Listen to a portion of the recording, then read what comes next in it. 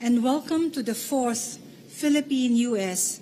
2+2 Ministerial Dialogue Joint Press Conference.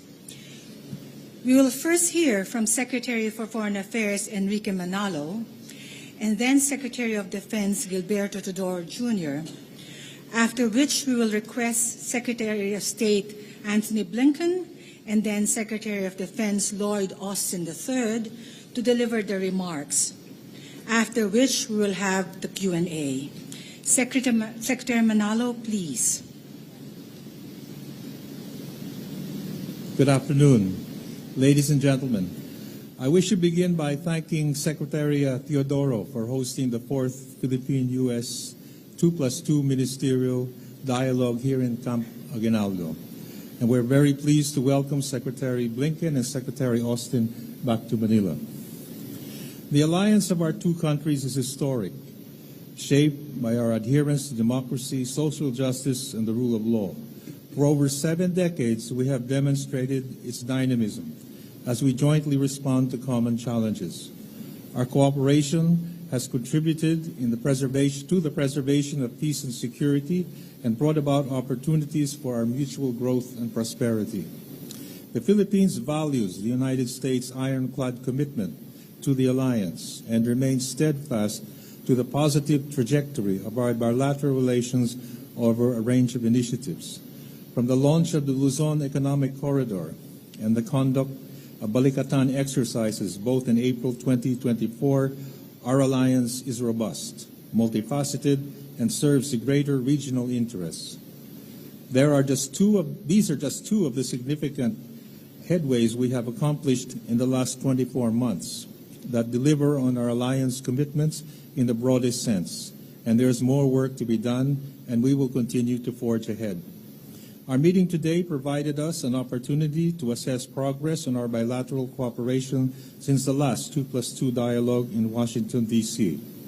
We had very productive discussions in areas such as trade and economic cooperation, infrastructure, and security cooperation. The alliance is broad-based and supports efforts towards the achievement of Philippine development goals. We will be issuing shortly a joint statement that outlines the details of our discussions and commitments. Let me speak briefly on the issues concerning economic development and resilience. We reviewed what has happened over the past year, and we were gratified at the depth and breadth of the economic engagement of our two countries.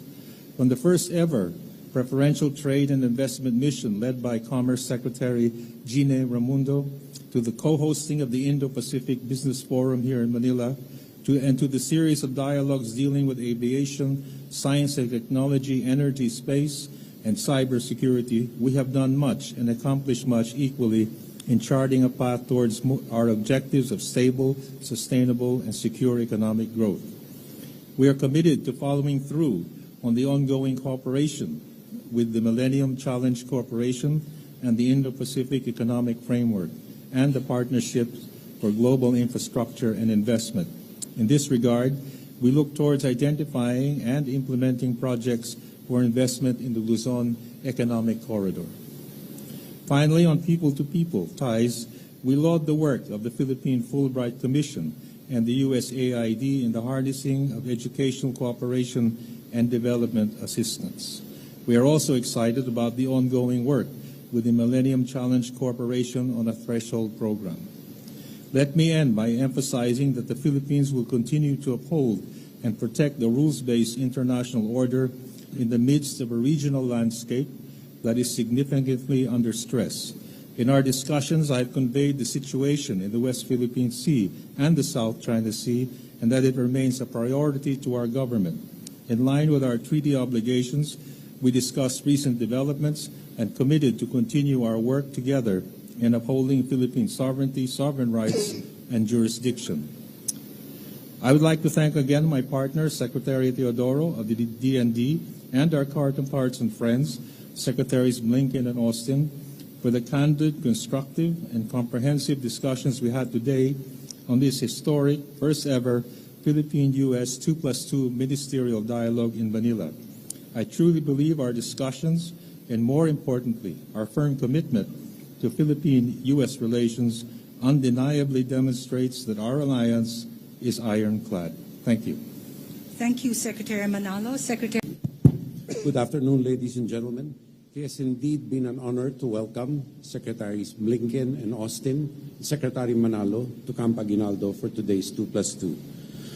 Today, as we convene the fourth 2+2 meeting between us, we continue the important conversation that began between our defense establishments in 2002, not only in words, but backed up by concrete accomplishments.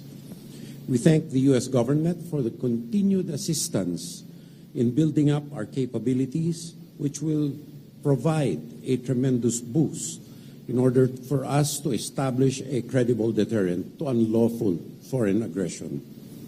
We discussed security assistance roadmap that will bolster our sustainability, interoperability, redundancy, and effectiveness. We discussed ways and means of enhancing our cooperation and to ensure that the Philippines becomes an effective upholder of international law under a free and open global rules-based order. We will ensure more frequent and regular policy and operational coordination. We will also bolster maritime cooperative activities and expand coordination with Japan and Australia and other like-minded nations, not only in these areas, but in joint exercises and training as well, where applicable. We agreed to fully implement EDCA projects and to increase investments in EDCA-agreed locations. In this period of climate change uncertainty, this will certainly help our HADR efforts once these projects are completed. We will cooperate in cybersecurity by advancing the capabilities of both the DND and the AFP, not only in terms of capabilities, but also in terms of cooperation in threat detection and protection and in joint advanced technological development.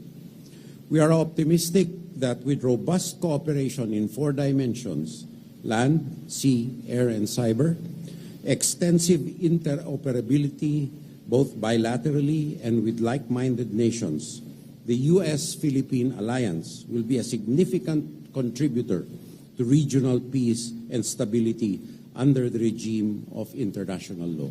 Thank you. Thank you, Secretary Teodoro. Secretary Blinken, you have the floor.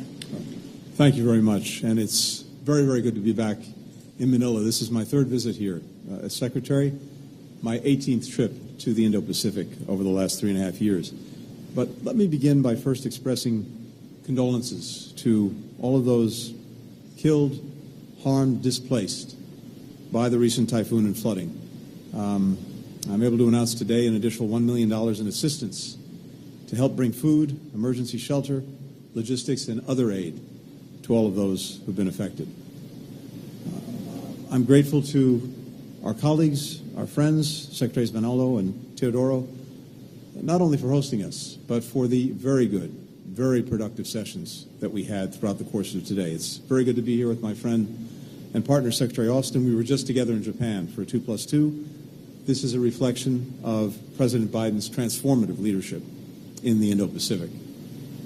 Last year in Washington, President Biden and President Marcos set out an ambitious course for our partnership. And then in April, President Marcos was back in Washington with Prime Minister Kishida of Japan and President Biden to launch a historic trilateral partnership between our countries. As a result of these visits, but also the work that we're doing every single day, our relationship between the United States and the Philippines is the strongest that it's ever been. And today's talks built on that unprecedented momentum in a number of very concrete ways. Our armed forces are working on more shared priorities in more places than ever before. We're now allocating an additional $500 million in foreign military financing to the Philippines to boost security collaboration with our oldest treaty ally in this region. New steps to strengthen the alliance, a once-in-a-generation investment to help modernize the Filipino Armed Forces and Coast Guard, our first bilateral security sector assistance roadmap, doubling our investments in the Enhanced Defense Cooperation Agreement. Both of us share concerns and and many other countries in the region share concerns as well about some of the actions that the People's Republic of China has taken, escalatory actions in the South China Sea, the East China Sea, and elsewhere. And this is something that we heard much about from our colleagues at the recent ASEAN meetings. Defiance of the 2016 arbitral tribunal decision, coercive methods being used in the seas. We welcome the provisional agreement, understanding reached between the PRC and the Philippines on the rotation and resupply at the Second Thomas Shoal. And we were pleased to see that the first resupply mission subsequent to that understanding went forward without incident. It's very important that that be the standard, not the exception. And as I said to the Chinese Foreign Minister when we met in Laos a few days ago, China must uphold its commitments to not obstruct the Philippines in their resupply missions. We stand by our ironclad defense commitment to the Philippines under the Mutual Defense Treaty. That extends to armed attacks on Filipino armed forces, public vessels or aircraft, including the Coast Guard, anywhere in the Pacific, including the South China Sea. As you heard from Secretary Manalo, we're equally focused on our economic partnership, our economic relationship. This is really comprehensive security, not just our military and physical security, but also our economic security and our joint resilience. We have partnering and partnership on critical industries. The Philippines is a priority partner on semiconductor manufacturing. 20% of global assembly, testing, and packaging takes place here in the Philippines. Thanks to the CHIPS Act, we're finalizing collaboration to support the strengthening of Filipino capacity. We're focused on workforce development as well as on regulatory reform.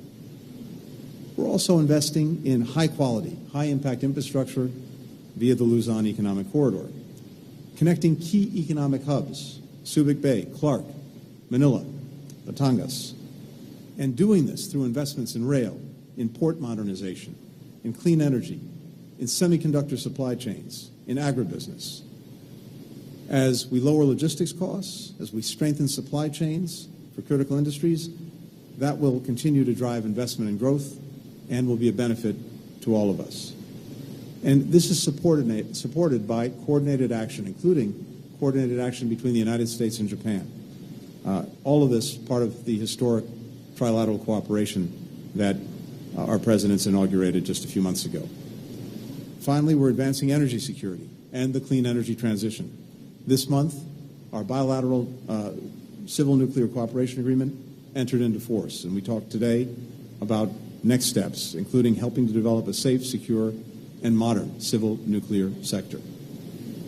We are living in an incredibly complex moment, and as a result, the partnership between our countries is more important than ever, and our commitment to growing it now and for the years ahead is resolute. Thank you. Thank you, Secretary Blinken. Secretary Austin, please. Thank you. Secretary Teodoro, Secretary Manalo, it's great to be back in Manila for another 2+2 ministerial dialogue. Many thanks to you both for your tremendous hospitality. Before I begin, like Secretary Blinken, I am thinking about everyone who was affected by the typhoon and flooding here several days ago. Please know that the United States will always stand with you. As President Biden says, our countries share a strong partnership and also a strong friendship, enriched by millions of Filipino Americans living all across the United States. So we're here to build on that extraordinary foundation.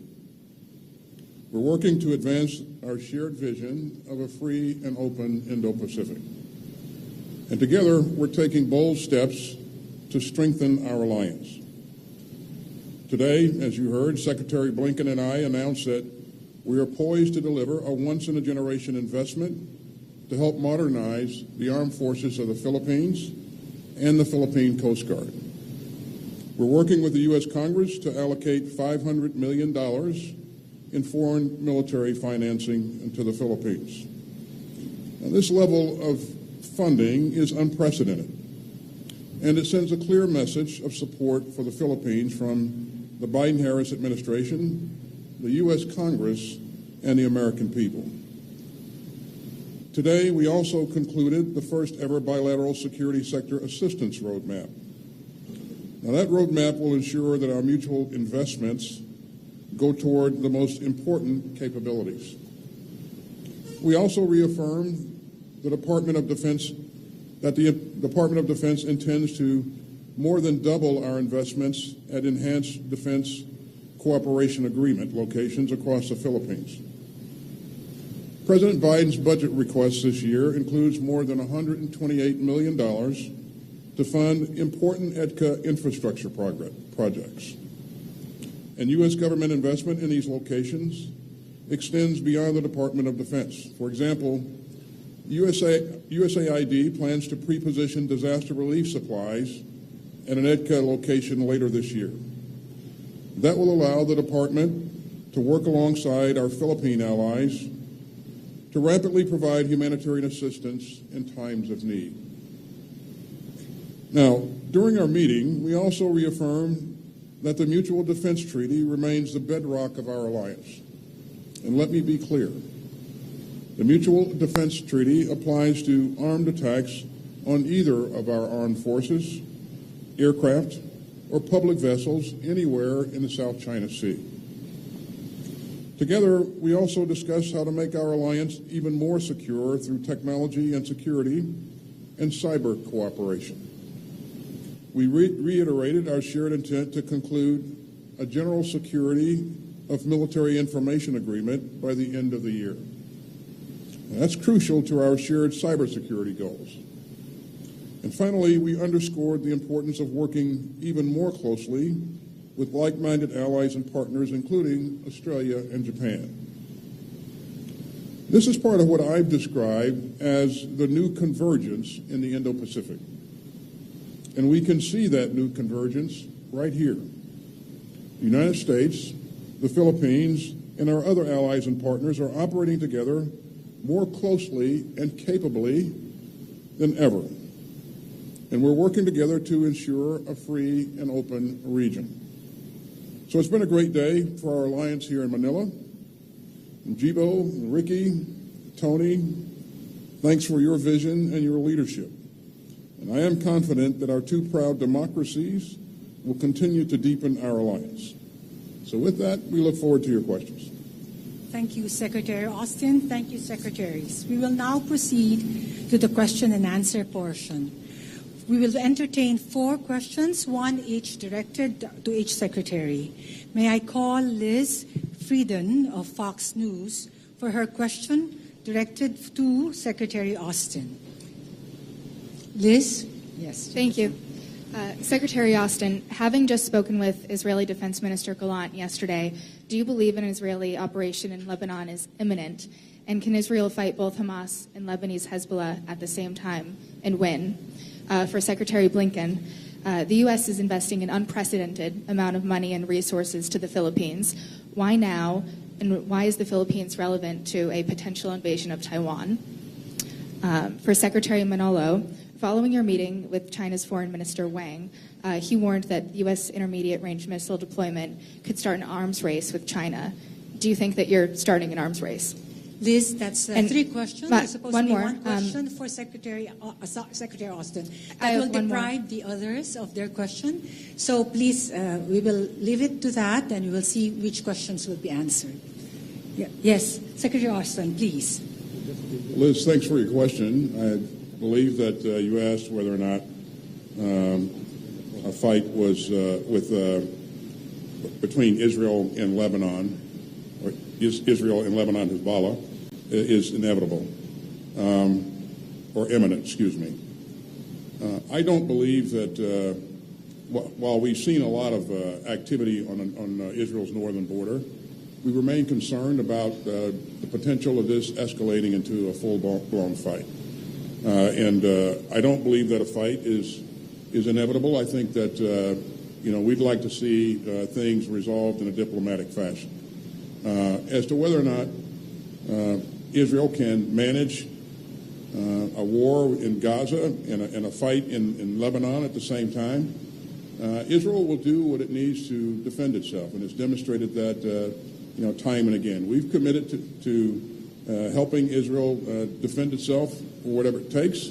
And certainly that's not a scenario that we'd like to see occur. We'd like to see things resolved in a diplomatic fashion going forward. And Liz, with regard to the foreign military financing, as you know, the Philippines has actually long been one of the largest recipients of foreign military financing in the Indo-Pacific. But the very significant additional investment that we're making in FMF, the $500 million, this is really designed to support the modernization of Filipino forces, Coast Guard, as they transition to focus on external defense. We're building on a lot of progress the Philippines has already made to be better positioned to defend their sovereignty. That is what this is about. And more generally, with regard to Taiwan, both of us, and for that matter, virtually every country in the region and countries around the world, are determined that we see the status quo maintained, that we preserve peace and stability. That's where our focus is. I think there's a recognition around the world that were there to be some kind of crisis on Taiwan, it would affect everyone. It would have global impact.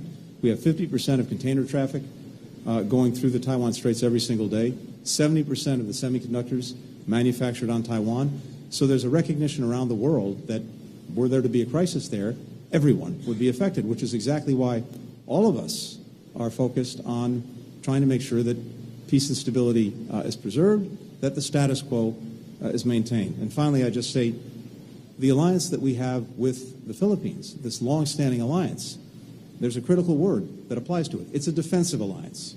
We are about making sure that all of us can protect and uphold our sovereignty, our territorial integrity, freedom of navigation, freedom of commerce, which is so vital to everyone in this region. Thank you.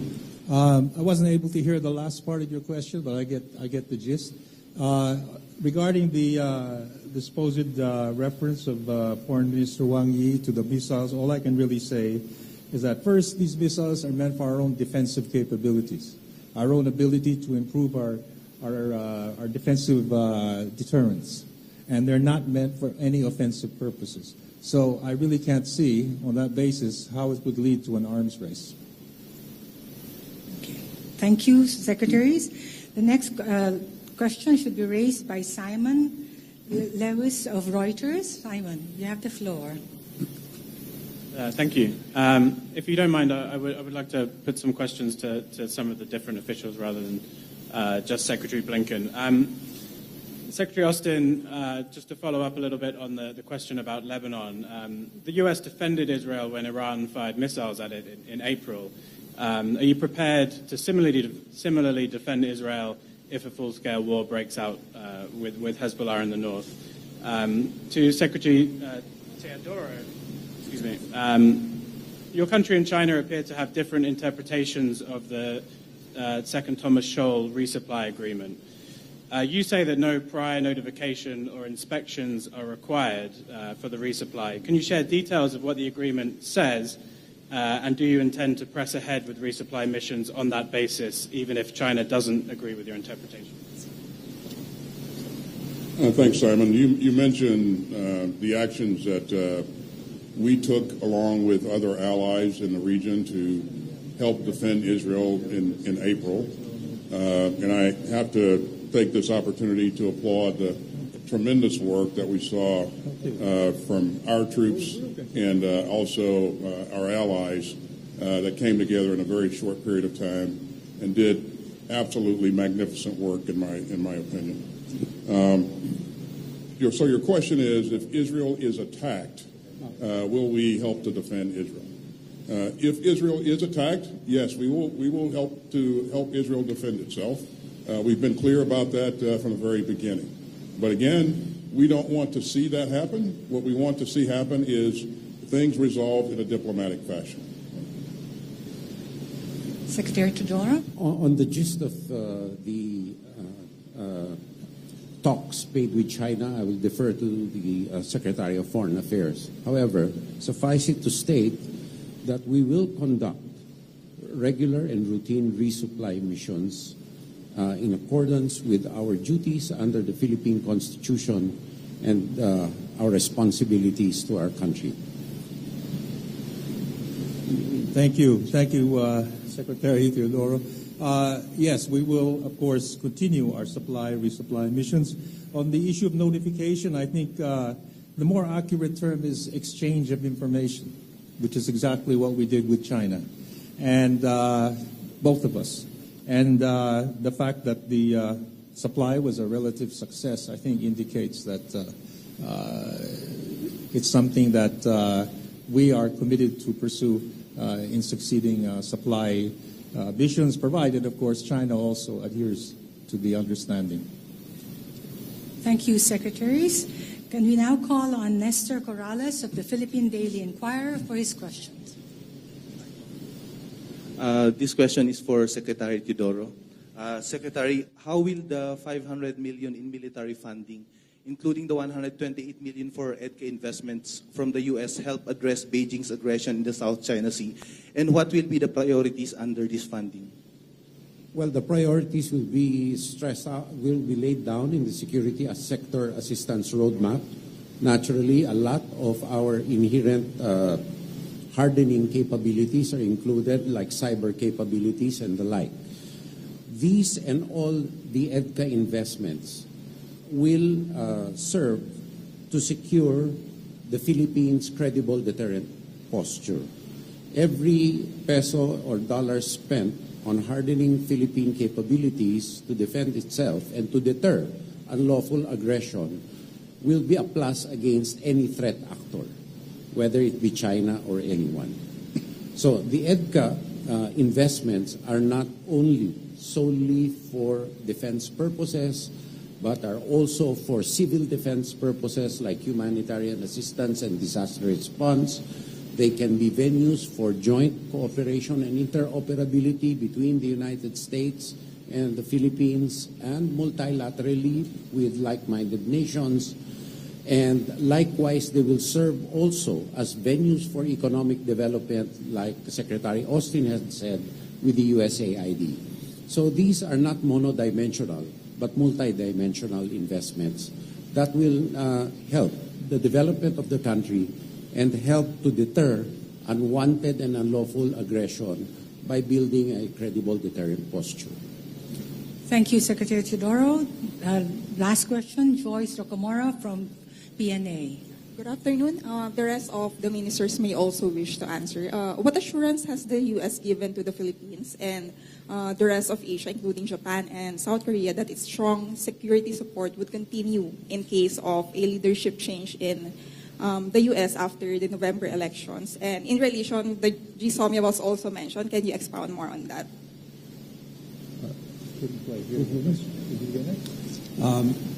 It's addressed to, you're addressing it to all. Yes. To all. Well, I can just, I'm happy to start simply by saying that, of course, elections are a regular feature of our democracy. What's also a regular feature is a strong, long-standing alliance between our countries. And that doesn't change from election to election.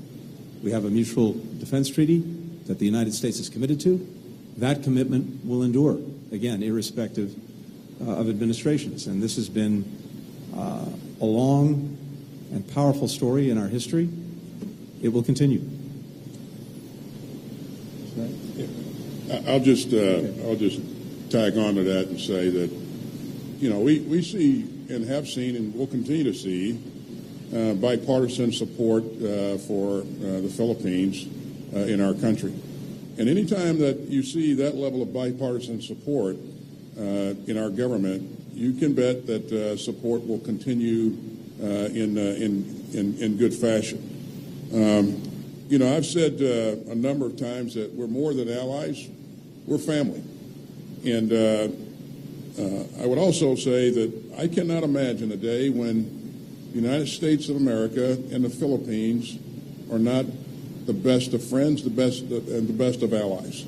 So I think, again, we continue to enjoy bipartisan support, and that's going to happen going forward in the future. Well, I think I can only add to that and just say that the Philippine-U.S. alliance and friendship has withstood the test of time. We've officially been partners for 7 decades, but it even goes beyond that. And in all those years, our relationship is held firmly and, in fact, has only grown more productive. And, in fact, now we could even say our relationship is at a high point. But let me say that the fundamental factors accounting for all of that is not only our shared adherence to democratic values, to social justice, but also the strong people-to-people relationship, which has really been the bedrock of our relationship. And I can say that aside from having shared interests, a shared strategic outlook, I think all those factors will combine to ensure that our relationship continues beyond perhaps 7 decades and even more. So I think that is the best way to describe the state of our relationship. I believe our relationship is based on 2 fundamental things. First is sustainability. Our engagements have always been on the principle of sustainability and not one-off, one-time things. Secondly, we share principles, fundamental principles of adherence to international law and a rules-based international order. And both countries, and not only the United States, but like-minded partners realize that building up the Philippine credible deterrent posture is vital to ensuring the rule of international law in the Indo-Pacific, particularly in our region. No partisan political position can denigrate from these fundamental principles because these are good things, right things that should be encouraged and developed. So I do not see any partisan political detraction from our positions because they are based on principle. Secondly, in terms of the Gisomia question earlier, it is an attempt and an exercise, a continuing exercise to develop our operational security, which is a required stepping stone for our development of an armed force and a defense establishment with increasing sophistication to deal with vulnerabilities and with unpredictabilities in the future defense situation and picture. Thank you. Thank you very much. Thank you, Secretaries, for this joint press conference. Thank you, DFA Press Corps and members of the media joining the VS delegation. Can we request the Secretaries for one photo opportunity in front, for one photo opportunity for the press, and then we will conclude this press conference.